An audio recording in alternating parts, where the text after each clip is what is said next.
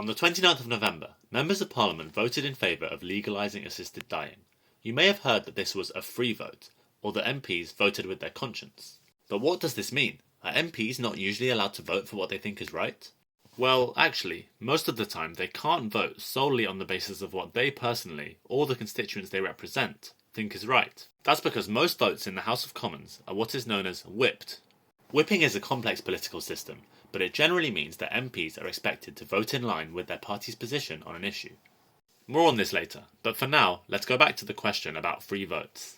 Free votes are not very common, and when they do take place, they are usually on matters of conscience, which are often deeply personal and ethical issues. That's why they're also known as conscience votes. Not all parties will necessarily allow a free vote on the same issue.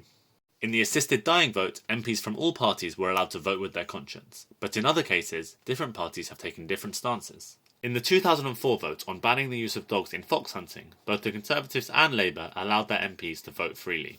Whereas, in the 2013 vote on legalising same-sex marriage, the Conservatives allowed a free vote, whilst Labour imposed a 3-line whip on its MPs, which basically means they were told they had to vote in favour.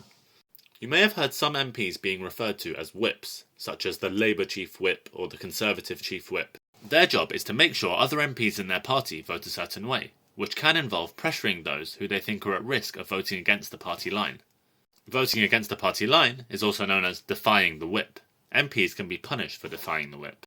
For example, back in July, and I made a video about this which you can find pinned on my profile, the Labour Party suspended 7 MPs for 6 months after they defied a 3-line whip, which is the most serious kind of whip. They voted to get rid of the 2-child benefit cap, even though the Labour leadership had given strict instructions that all MPs must vote to keep the cap.